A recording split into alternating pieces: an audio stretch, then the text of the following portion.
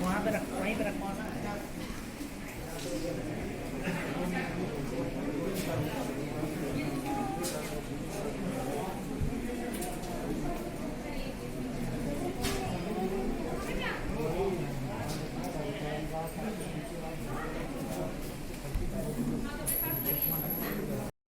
शिक्षक का हार्दिक स्वागत एवं अभिनंदन। साथ ही साथ हमारे बेसिक शिक्षा विभाग के मुखिया एवं शिक्षा को नई दिशा से जोड़ने के लिए सदैव तत्पर आदरणीय जिला बेसिक शिक्षा अधिकारी महोदय का हार्दिक स्वागत, वंदन एवं अभिनंदन। साथ ही साथ उपस्थित आदरणीय जिला समन्वयक, समेकित शिक्षा जिला समन्वयक, एमडीएम जिला समन्वयक, निर्माण एवं जिला समन्वयक, अन्य समस्त विभागों से एवं हमारे आदरणीय बीओ सर का हार्दिक स्वागत। साथ ही साथ आज के कार्यक्रम की मूल धारा जो हमारे आदरणीय शिक्षक हैं, जिनके सानिध्य में बच्चे सदैव आगे बढ़ने के लिए तत्पर रहते हैं, आप सभी शिक्षक बंधुओं का हार्दिक स्वागत, वंदन एवं अभिनंदन है, क्योंकि आप ही वह धारा है जिनके सानिध्य में बच्चे सदैव आगे बढ़ने के लिए तत्पर रहते हैं।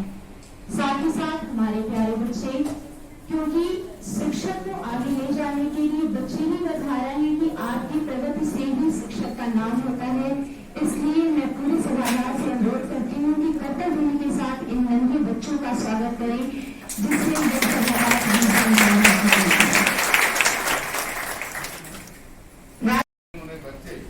विगत 2018 से जो अध्ययन किया जा रहा है उसमें निरंतर 18, 19, 20 और 21 का आंकड़ा है, जिसमें हमारा बेसिक के बच्चे इस कार्य में अन्य प्रतियोगी परीक्षाओं में आगे बढ़ रहे हैं।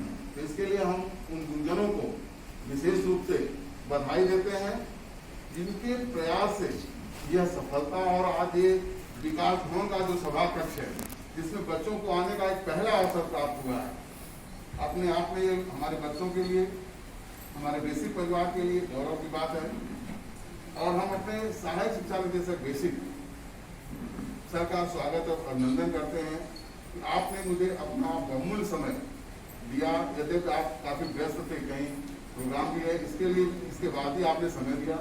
हमारे समन्वयक खंड शिक्षा अधिकारी जो इस व्यवस्था में लगे हैं, उनको बहुत बहुत आभार, धन्यवाद। और सबसे, अगर आज बेसिक शिक्षा परिवार गोरखपुर इस प्रगति के पथ पे चल रहा है, तो जिसमें सबसे अधिक भूमिका रही है उसमें मीडिया की रही है, प्रिंट मीडिया और इलेक्ट्रॉनिक मीडिया। कि हमारे अध्यापक के सारे अच्छे कार्यों को उन्होंने लोगों तक पहुंचाया, जिससे लोगों के अंदर, हमारे शिक्षक के अंदर, साथ ही साथ जन सामान्य जो एक तरह से बेसिक को किसी दूसरी नजर से देखता था, लेकिन नकारात्मक एक तरह से करें, लेकिन आज बिल्कुल लोगों का नजरिया ही बदल गया है।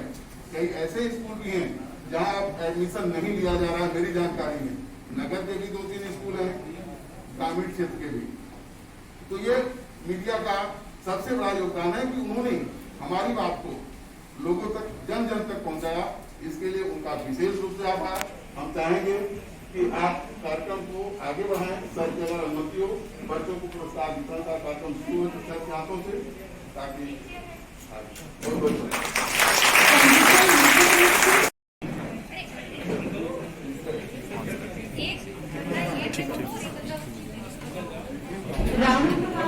माध्यमिक विद्यालय रोकनारी 5 मार्च से क्या हुआ?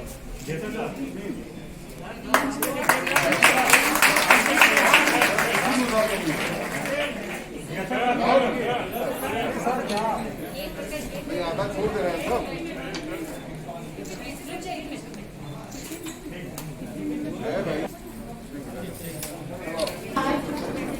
सुमनवर्ती डॉक्टर भारतीय छात्र माध्यमिक विद्यालय बरौली सभी, सोनाली प्रजापति विकास खंड, सूरज कुमार कंपोजिट अग्रारूढ़, कंपोजिट विद्यालय अग्रारूढ़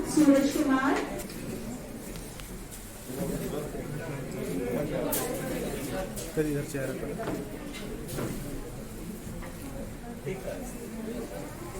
सलोनी दुबे,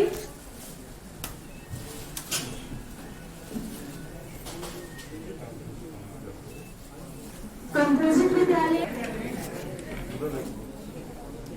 अन्नू यूपीएस भोपाल, ठीक है। विकास खंड ब्रह्मपुर,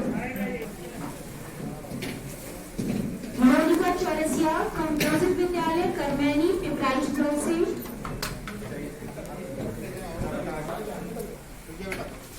कंपोजिट विद्यालय रुद्रपुर पिपराइच,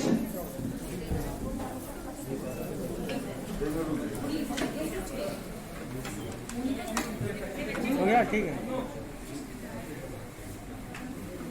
चांदी शर्मा, प्रीति शर्मा, पूर्व माध्यमिक विद्यालय बनौड़ा पिपरौली ब्लॉक,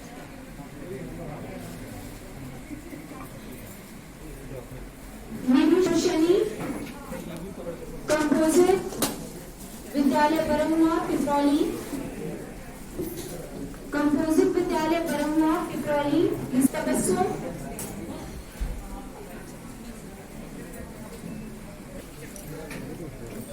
पूर्व माध्यमिक विद्यालय बढ़नी सेकेंड भरोलिया, महिमा सिंह, पूजा सिंह, पूर्व माध्यमिक विद्यालय बढ़नी सेकेंड भरोलिया,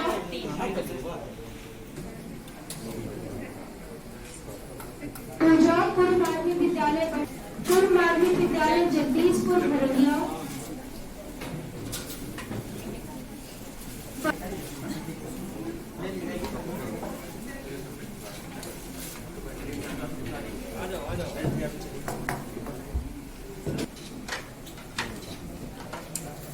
प्रवीण शर्मा, पूर्व माध्यमिक विद्यालय मिनवा पाली, कंपोजिट विद्यालय टिकुआ पाती संजनवा से कुमारी राधा सिंह,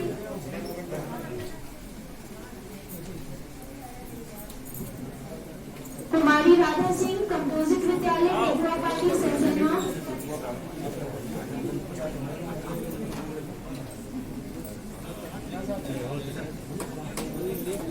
सोनी यादव,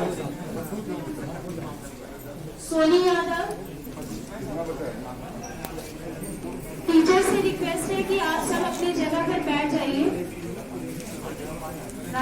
पूर्व माध्यमिक विद्यालय कोटिया उर्वा से सत्यभान, पूर्व माध्यमिक विद्यालय कोटिया उर्वा से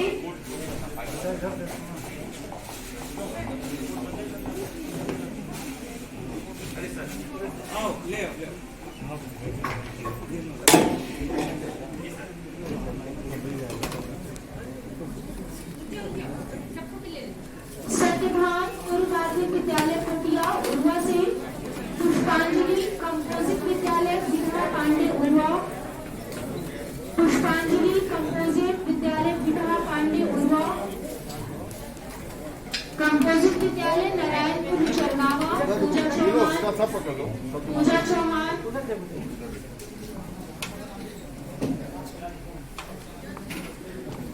संगम चौहान, पूर्व माध्यमिक विद्यालय जंगल चक्रधारी, संगम चौहान, पूर्व माध्यमिक विद्यालय जंगल चक्रधारी,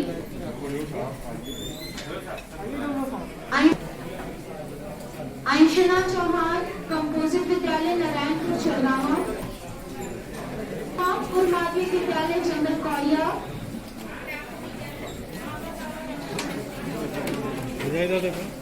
कृष्णा शर्मा, पूर्व माध्यमिक विद्यालय जंगल कौड़िया ब्लॉक जंगल कौड़िया,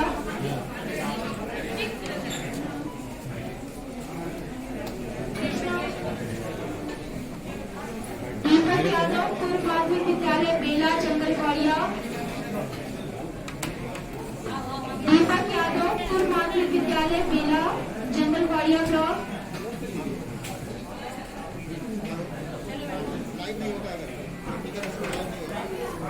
ब्रजेश कुमार, पूर्व माध्यमिक विद्यालय रावतपार बरहा ब्लॉक से, ब्रजेश कुमार, पूर्व माध्यमिक विद्यालय रावतपार,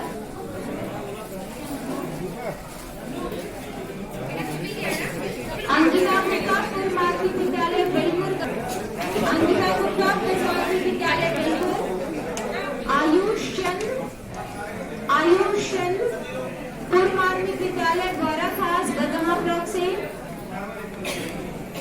गौरखास गतमा से आयुष चंद, अनुराग कुमार पूर्व माध्यमिक विद्यालय रावतपाल,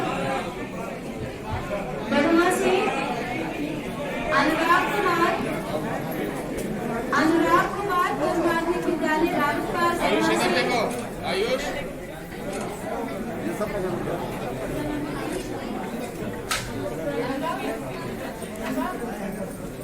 विकास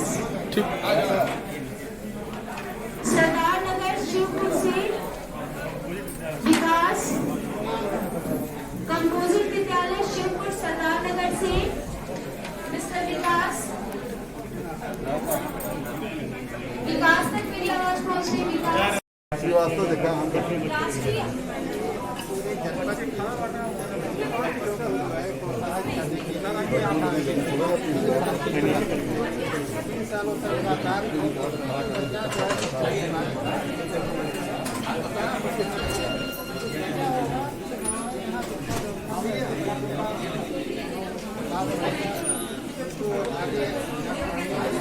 मिलेगी इसका यह कार्यक्रम किया गया है।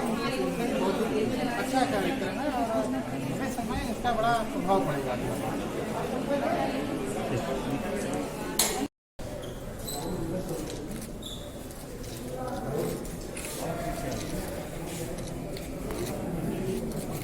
इतना लंबा लाइन हुई होती। अरे भैया मोबाइल पीछे करिए आप।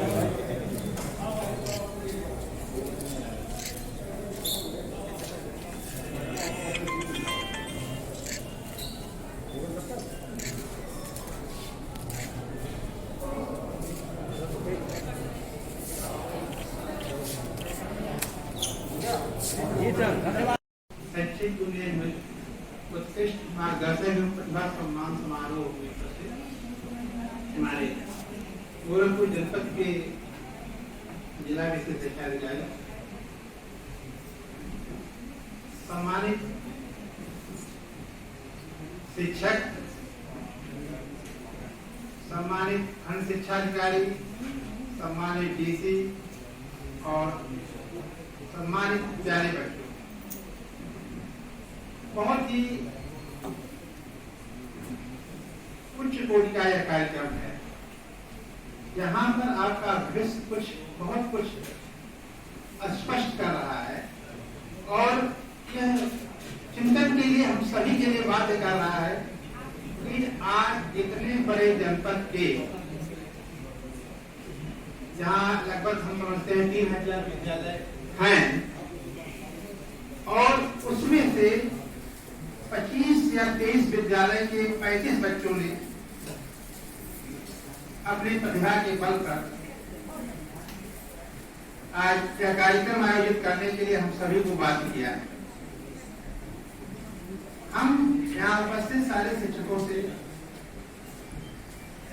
जिनका इस कार्य में बहुत बड़ा योगदान है और भविष्य में भी उनसे बहुत बड़ी आशाएं हैं कि इस कार्यक्रम के इस जो भारत सरकार द्वारा इन बच्चों के लिए चलाया जा रहा है इसका व्यापक प्रचार प्रसार करें। और अभी जब बताया गया कि जहाँ लक्ष्य हमारा 600 बच्चों का है तो बहुत बड़ी अभी गैपी नहीं हम प्राप्त कर सकते। याद रखिएगा इन 600 बच्चे प्राप्त करना जहाँ एक बहुत बड़ी उपलब्धि होगी, वहीं इसे प्राप्त करने के लिए जो बच्चों में आपसी प्रतिस्पर्धा बढ़ेगी उसका बहुत बड़ा लाभ होगा। शिक्षक भी सम्मानित किए गए हैं। हम समझते हैं कि अगर एक ब्लॉक से इसमें से शिक्षक नेतृत्व कर रहे होंगे उनका बहुत बड़ा दायित्व बनता है कम से कम अपने ब्लॉक को इस छात्रवृत्ति का जो प्रोग्राम है जो अभी तमाम ऑनलाइन पर बताया गया है उसको जागरूक करें, प्रेरित करें। भरवा में हर शिक्षाधिकारी हमारे यहाँ कुछ लोग बैठे हैं उनसे भी मैं कहूँगा कि जब भी वो अपने हेडमास्टरों की बैठक लें तो उसके बारे में कार्यक्रम को बताएं। ये कार्यक्रम जो आज आप लोग देख रहे हैं 1000 रुपये पर मंथ मिल रहा है, इसकी शुरुआत 1978 से की गई। इसे एकीकृत छात्रवृत्ति के नाम से जाना जाता था और उस समय शायद 100 रुपए या 60 रुपए मिलते थे पर माह। आज इतना बड़ा वर्ष तय करने के बाद, समय तय करने के बाद आज हम यहाँ फिर इस कार्यक्रम के बारे में जागरूक करने के लिए एकत्रित हुए हैं। हम अपेक्षा करेंगे हमारे जिला शिक्षा अधिकारी से कि जब भी वो अपने शिक्षा अधिकारियों की बैठक लें तो प्राथमिकता के तौर पर रखें, क्योंकि इसमें वो बच्चे हैं कि शायद ये आर्थिक मदद उनके लिए बहुत बड़ा मील का पत्थर साबित हो। और पुरस्कार होता है, उसके पाने वाले जितना प्रेरित होते हैं उससे ज्यादा उसे देखकर सुनकर लोग प्रेरित होते हैं। हम उम्मीद करेंगे गोरखपुर जनपद आने वाले दिनों में इसे और गंभीरता पूर्वक लेगा, अधिक से अधिक स्कूल पे प्रतिभाग करेंगे। वो बच्चे आश्चर्य का विषय है, हम सभी शिक्षकों से कहना चाहेंगे यहाँ उन ब्लॉकों के बच्चे ये सम्मान पाए हैं जिन ब्लॉक के बारे में ख्याति अच्छी नहीं है। जब उस ब्लॉकों का नाम आता है तो माना जाता है कि वहां पर जो स्थिति हमारी शिक्षा व्यवस्था की ठीक नहीं है। लेकिन यह पुरस्कार ये सारे मिथक को आज तोड़ रहा है। प्रतिभा कहाँ छिपी है इसका कोई स्थान निश्चित नहीं है, जरूरत है उसे निकालने की, प्रेरित करने की और तलाशने की। हम एक बार पुनः आप सभी का आभार प्रकट करेंगे, धन्यवाद देंगे कि हमें इस कार्यक्रम में आने का अवसर मिला और इन बच्चों को, उन शिक्षकों को जानने का अवसर मिला जिन्होंने वाकई में बहुत ही काबिल तारीफ काम किया है। हम उन सबको बधाई देते हैं, धन्यवाद देते हैं और उम्मीद करते हैं कि उनकी जिम्मेदारी अब और ज्यादा बढ़ गई और अपनी जिम्मेदारी का खूबी निभान करेंगे। और जो पुरस्कार बच्चे पाए हैं, अभी बताया गया है, तमाम टेक्निकल बातें बताई गई हैं। यह टेक्निकल बातें शायद बच्चों के समझ में उतनी आई कि नहीं आई, मैं तो नहीं जानता। हमारे हेडमास्टरों का दायित्व है जिस स्कूल के बच्चे हैं उनको तब तक इनका वाच करते रहें और तब तक इनके बारे में जानकारी लेते रहें कि छात्रवृत्ति की जो प्रक्रिया पाने की है इन्होंने पूरा कर दिया है कि नहीं कर दिया। बहुत नहीं तो सारे परिश्रम का कोई मतलब नहीं रह जाएगा कि अगर ये बच्चे इतना होने के बाद अगर उसे टेक्निकल कारणों से वंचित रह गए। बहुत अच्छी टेक्निकल टीम गोरखपुर की है जिन्होंने बहुत विस्तार से बताया और उसका लाभ लेंगे। कहीं दिक्कतें होंगी हेडमास्टरों से संपर्क कर लेंगे, शिक्षा अधिकारी से संपर्क कर लें। वैसे साहब है बहुत कर्मठ और एनर्जेटिक आदमी है, ये निश्चित रूप से आपकी मदद करेंगे और ये बच्चे इससे वंचित न रखें। आप एक बार पुनः इनके माता पिता, उनके टीचर, हमारे पूरा शिक्षा विभाग ऐसे सबको, इसी जितने भी यहाँ लोग हैं, हम सबको धन्यवाद देंगे और आभार प्रकट करेंगे कि उन्होंने इतना अच्छा कार्यक्रम संपन्न कराया। धन्यवाद। हमारे एक शानदार लीडर के रूप में हमें अपने बीएसएस साहब के साथ और उनका आशीर्वाद हमेशा मिलता रहा। ऐसे हमारे जिला बेसिक शिक्षा अधिकारी, हमारे साथी खंड शिक्षा अधिकारी, हमारे साथी जिला समन्वयक, हमारी टीम जो इस तरह के हर कार्यक्रम में एक छोटी सी सूचना पे यहाँ उपस्थित हो जाती है और बहुत ही अनुशासित तरीके से हमारे हर कार्यक्रम को, बेसिक शिक्षा परिवार के हर कार्यक्रम को बहुत ही शानदार तरीके से पूरा करती है। ऐसी हमारी बहुत ही शानदार टीम को मैं आज धन्यवाद देता हूँ। साथ ही साथ आज की इस कार्यक्रम के हमारे मेन हीरो, हमारे बच्चे, जिन्होंने बहुत ही विषम परिस्थितियों में, कोविड जैसी परिस्थितियां चल रही थी, उन जैसी परिस्थितियों में भी इतना शानदार अपनी प्रतिभा का परिचय दिया। निश्चित तौर पे वो बच्चे सबसे पहले बधाई के पात्र हैं और हमारे शिक्षक जिन्होंने निश्चित तौर पे इन बच्चों को परीक्षा का फॉर्म भरवाना, परीक्षा दिलवाना, यहाँ तक लाने में इनके अपने मोटिवेशन, इनके अपने लगन की वजह से आज ये उपस्थित है और आज इस प्लेटफॉर्म पे है। ऐसे शिक्षक बहुत ही कम है हमारे बेसिक शिक्षा विभाग में। उनको भी बहुत बहुत बधाई उनकी इस सफलता के लिए। और इस कार्यक्रम में हमें आयोजित करने में हम अपने आप को जितना गौरवान्वित महसूस कर रहे हैं उसका एकमात्र कारण आप हैं। आपने ये मौका दिया कि हम इन बच्चों के लिए एक कार्यक्रम आयोजित कर सकें। हम अपने आदरणीय एडी साहब को बुलाकर आपको सम्मानित करते हुए भी सम्मानित महसूस कर रहे हैं। तो ऐसी प्रतिभाओं को बहुत बहुत धन्यवाद। और इस कार्यक्रम में अपना अमूल्य समय देने के लिए हम अपने एडी बेसिक सर का धन्यवाद ज्ञापित करते हैं और कार्यक्रम समाप्ति की घोषणा करते हैं। धन्यवाद। नमस्कार, बेसिक एजुकेशन के YouTube चैनल पर आप सभी का स्वागत है। आज हम सभी के लिए बहुत ही गौरव का दिन था। बेसिक शिक्षा गोरखपुर के लिए आज हमने एक बहुत ही महत्वपूर्ण कार्यक्रम आयोजित किया, शैक्षिक उन्नयन हेतु उत्कृष्ट मार्गदर्शक एवं प्रतिभा सम्मान समारोह, जिस कार्यक्रम में हमारे गोरखपुर जनपद में परिषदीय विद्यालयों से राष्ट्रीय आय एवं योग्यता आधारित परीक्षा 2021-22 में जो छात्र हमारे सफल हुए हैं उनको और उनके विद्यालय के मेंटर शिक्षकों का सम्मान मुख्य विकास अधिकारी महोदय के कार्यालय के सभागार में आयोजित किया गया था। जिस कार्यक्रम में हमारे आदरणीय एडी बेसिक महोदय, जिला बेसिक शिक्षा अधिकारी महोदय, खंड शिक्षा अधिकारीगण और जिला समन्वयक गण भी उपस्थित रहे। इस परीक्षा के बारे में बहुत सारे हमारे शिक्षक साथियों ने जिज्ञासा जाहिर की है कि ये परीक्षा कैसे होती है, क्या इसकी प्रक्रिया है।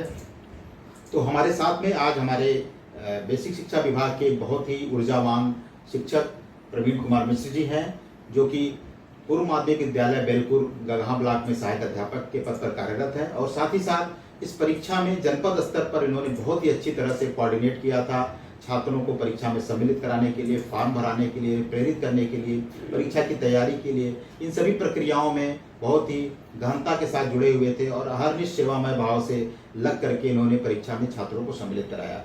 आइए इसके बारे में कुछ प्रश्न इनसे पूछते हुए इस परीक्षा के बारे में जानकारी लेते हैं। प्रवीण जी, पहला सवाल जो मैं आपसे पूछना चाहूँगा कि ये राष्ट्रीय आय एवं योग्यता आधारित परीक्षा क्या है?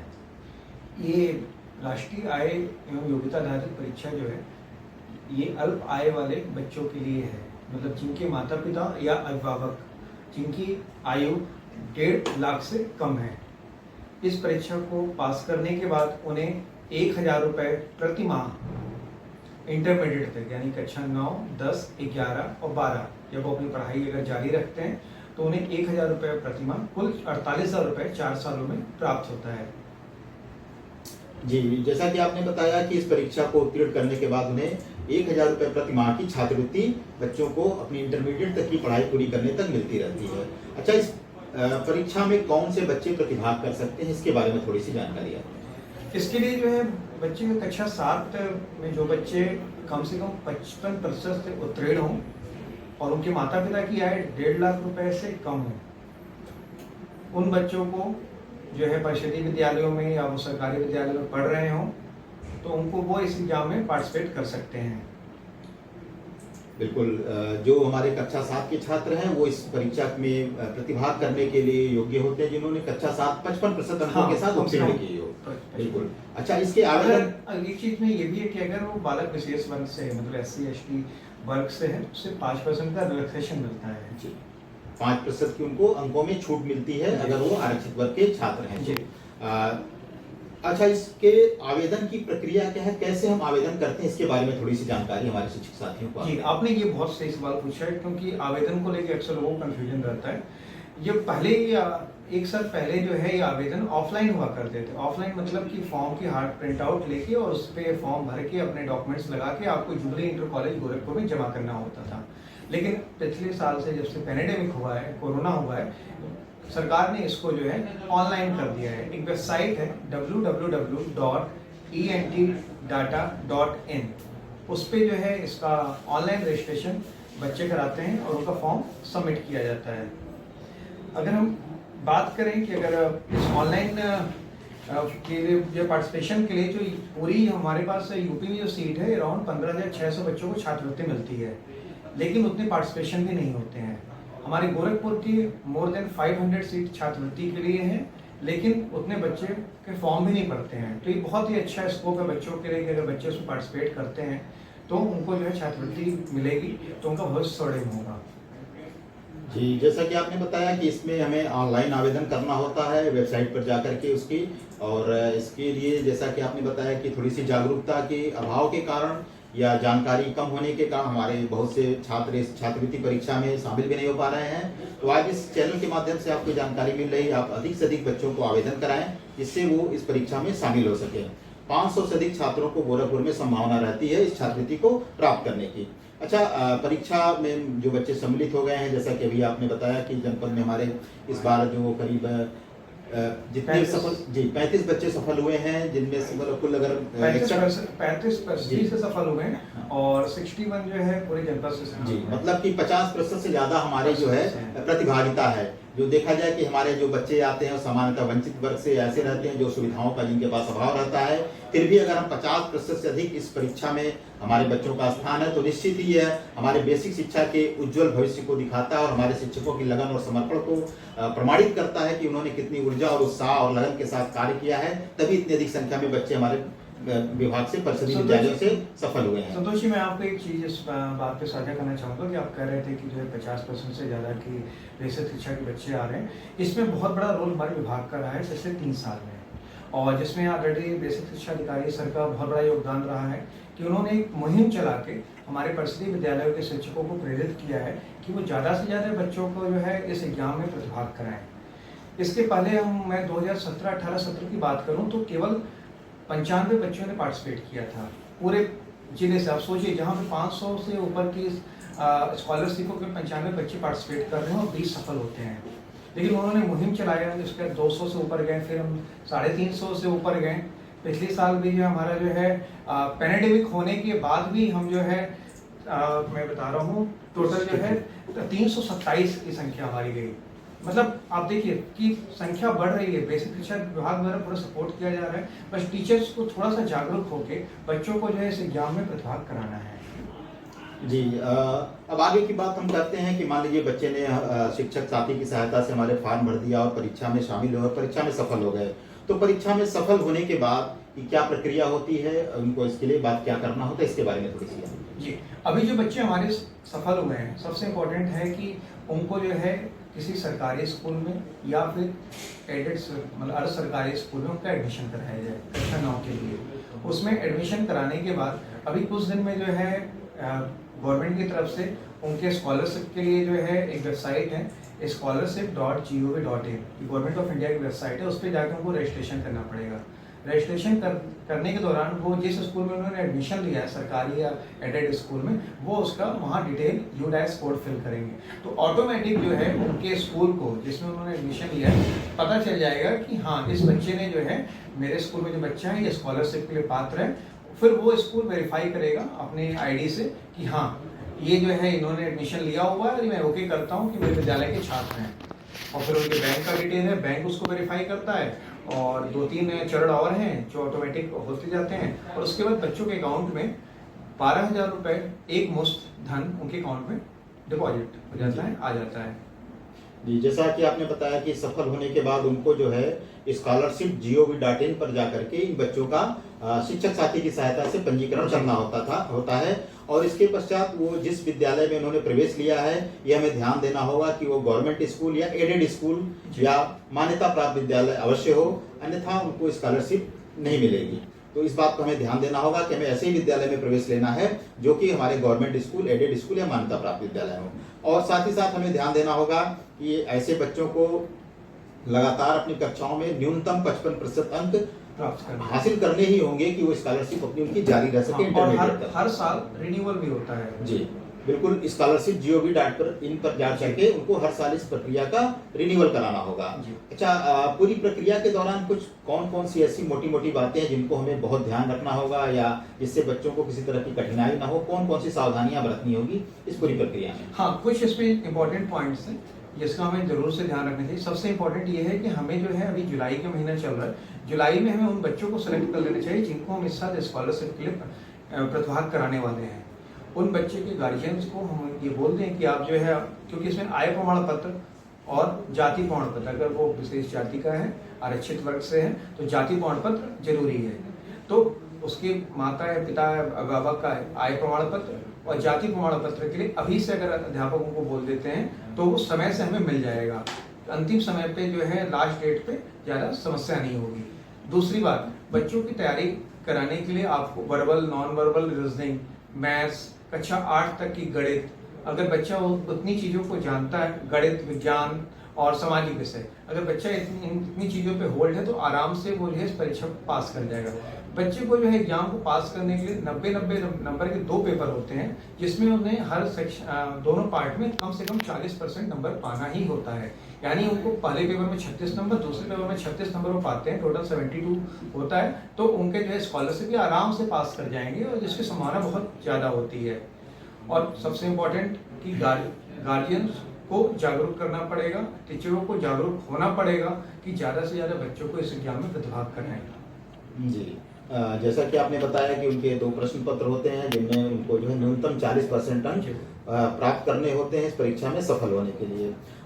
ऐसा देखा गया है कि कई बार कुछ बच्चे सफल होने के बाद भी उनकी स्कॉलरशिप कतिपय कारणों से नहीं आ पाती है। इसके पीछे क्या कारण रहा, उनकी स्कॉलरशिप किन कारणों से ऐसा होता है कि परीक्षा में सफल होने के बाद भी स्कॉलरशिप से वंचित रह जाते हैं? कई बार बच्चे जानकारी के अभाव में प्राइवेट स्कूल में या सेल्फ फाइनेंस स्कूल में, वित्त पोषित विद्यालय में एडमिशन ले लेते हैं, जिसमें एडमिशन लेने के बाद उनको स्कॉलरशिप नहीं मिलती है, या फिर वो ऑनलाइन अपना रजिस्ट्रेशन तो करा देते हैं scholarship.gov.in पे उन्हें ये, लेकिन जानकारी के अभाव में वो उस पूरी प्रक्रिया को नहीं करते, क्योंकि उनके स्कूल में कोई जिस इंटर कॉलेज में उन्होंने एडमिशन लिया है वहाँ से जो है उसको अप्रूव नहीं किया जाता है।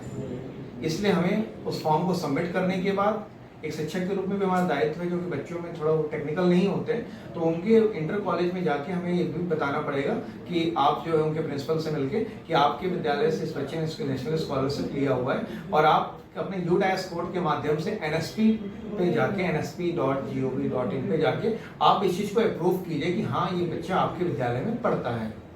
ये प्रोसेस होने के बाद 99.99% चांस है कि स्कॉलरशिप आएगी ही आएगी, अगर बैंक में कोई खामी नहीं हुई। कई बार बच्चों के बैंक के नाम में, जैसे एक उदाहरण देता हूँ, बच्चे का नाम जो है रिजल्ट में अंकित है लेकिन उनके आधार कार्ड में अंकित कुमार है, बैंक में अंकित कुमार है।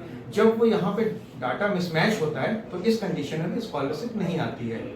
बिल्कुल, जैसा कि आपने बताया, हमें थोड़ा सा ध्यान देना होगा कि बच्चों के नाम में, आधार के और बैंक के नाम में और विद्यालय के अभिलेखों में नाम में मिसमैच ना हो, इसको हम निराकरण समय रहते कर लें। और दूसरी बात, जब बच्चा जिस विद्यालय में इंटर कॉलेज में एडमिशन लेता है वहाँ पर उनको जो है जो भी लॉगिन आईडी के माध्यम से वहाँ पे अप्रूवल करना होता है विद्यालय के जो हेड होते हैं इंस्टीट्यूशन के, प्रधानाध्यापक या प्रधानाचार्य महोदय के माध्यम से। इस बातों का हमें ध्यान रखेंगे तो निश्चित ही बच्चे को स्कॉलरशिप ये नियमित मिलती रहेगी। प्रवीण जी, मैं थोड़ी बात और जानना चाहूँगा कि बेसिक शिक्षा विभाग के माध्यम से पिछले साल जो है जो हमारी प्रक्रिया रही उसमें किस किस तरह से सहयोग किया गया था शिक्षकों का, हमारे इन बच्चों को आवेदन कराने के लिए बच्चों को किस तरह से सहयोग किया गया था और किस किस तरह का सपोर्ट हमारे आदरणीय जिला बेसिक शिक्षा अधिकारी महोदय के मार्गदर्शन में हमको प्राप्त हुए थे? पिछले साल की बात करूं तो पिछले साल सिचुएशन दूसरा था, कोविड के कारण जो है, और बड़ी कठिन परिस्थितियां थी क्योंकि एग्जाम भी काफ़ी लेट में होता। अक्सर एग्जाम जो है अक्टूबर नवंबर में हो जाते हैं, लेकिन वो एग्जाम दिसंबर में हुआ था और उसके बाद जो फॉर्म भरने की प्रक्रिया थी उसके लिए हमें केवल 10 दिन का समय मिला था। तो उन परिस्थितियों में आय प्रमाण पत्र और जाति प्रमाण पत्र बनवाना बच्चों के लिए बहुत ही कठिन था। शिक्षक जो उसमें लगे हुए थे, मेंटर्स लगे हुए थे, उनको भी बड़ी समस्याएं आ रही थी और उस दौरान जो है छठ पूजा, दिवाली, लगातार फेस्टिवल थे, तो सरकारी कार्य भी लगभग कम ही थे, 1 दिन की छुट्टी होती थी। उस दौरान जो है हमारे शिक्षकों ने बहुत प्रयास किया। फिर भी मैं आपको एक चीज़ साझा करना चाहूँगा कि अंतिम के 3 दिन, लास्ट डे के 3 दिन में हमने 68 आधार आय प्रमाण पत्र और जाति प्रमाण पत्र बनवाए थे। ये पॉसिबल हुआ केवल बेसिक शिक्षा अधिकारी गोरखपुर के सहयोग से। जितने भी शिक्षकों ने अपना, हमने एक जो है हेल्पलाइन नंबर, हमारे साथियों के टेक्निकल टीम के सपोर्ट के साथ हमने एक हेल्पलाइन नंबर जारी किया था और हमने कहा था कि अगर आपको आय प्रमाण पत्र, जाति प्रमाण पत्र बनवाने में कोई भी समस्या हो रही है बच्चों की तो आप हमें सीधे बताएं। और उस मैसेज को हम ऑलरेडी बीएसएस सर को फॉरवर्ड कर देते और बीएसएस सर व्यक्तिगत रुचि लेते हुए उन्होंने जो है तहसीलदार से या फिर जो है लेखपाल से, उन्होंने डीएम सर से, उन्होंने सीडीओ सर से व्यक्तिगत बात करते एक एक बच्चे का फॉलोअप करते 3 दिन में 68 आय प्रमाण पत्र और जाति प्रमाण पत्र उन्होंने निर्गत कराने में सहयोग किया था। बेसिक शिक्षा विभाग से अभी बहुत ही सपोर्ट मिल रहा है और आने वाले वक्त में जितनी मेरी जानकारी है कि हर ब्लॉक के ARP गणित विषय के जो ARP हैं उनको हर ब्लॉक का ये नेशनल स्कॉलरशिप के नोडल ऑफिसर बना दिया गया है। जल्दी उसका एक आदेश भी निर्गत कर दिया जाएगा। तो अगर आपको अपने ब्लॉक में कोई भी समस्या होती है आय प्रमाण पत्र, जाति प्रमाण पत्र या बच्चों के नेशनल स्कॉलरशिप के संबंध में, तो आप अपने ब्लॉक के ARP मैथ्स के उनसे सीधे आप संपर्क कर सकते हैं। अगर आपको कोई और भी कोई समस्या हो तो आप सीधे मुझसे भी बात कर सकते हैं। बिल्कुल, बहुत बढ़िया बताया। जैसा कि बताया आपने कि जिला बेसिक शिक्षा अधिकारी महोदय के मार्गदर्शन में पिछले साल जब आवेदन के अंतिम 3 दिन रह गए थे, मतलब हम कह सकते हैं 72 घंटे का लगभग समय हमारे पास रह गया था, उतने समय में आदरणीय महोदय ने जिले के उच्च अधिकारियों के माध्यम से उनसे बात करके, उनसे निवेदन करके और तहसीलदार स्तर तक पे, लेखपाल स्तर तक पे भी, जहां तक भी जैसे भी संभव हो पाया, आदरणीय सर ने बात करके और लगभग 68 छात्रों के प्रमाण पत्र जो निर्गत करवाने में उनका सहयोग किया, जिसके माध्यम से हम इस संख्या में, इस पेंडेमिक के बावजूद भी इतनी संख्या में हम आवेदन करा सके शिक्षकों छात्रों का। और जैसा कि आपने बताया, इस साल सर ने मार्गदर्शन दिया है कि हमारे जो भी गणित के ARP साथी हैं वो हमारी इस राष्ट्रीय आय एवं योग्यता आधारित परीक्षा के लिए नोडल शिक्षक ब्लॉक के रूप में काम करेंगे और किसी भी तरह की आपकी जो भी सहायता की आवश्यकता होगी वह सहायता आपको उपलब्ध कराएंगे इस आवेदन के लिए। और बहुत बहुत धन्यवाद, आपने बहुत ही महत्वपूर्ण जानकारी हम शिक्षक साथियों को उपलब्ध कराई प्रवीण जी, और आशा है कि आप सभी शिक्षक साथी इससे बहुत बहुत लाभान्वित होंगे। एक बार पुनः बेसिक शिक्षा परिवार आप सभी का बहुत बहुत धन्यवाद करता है। जय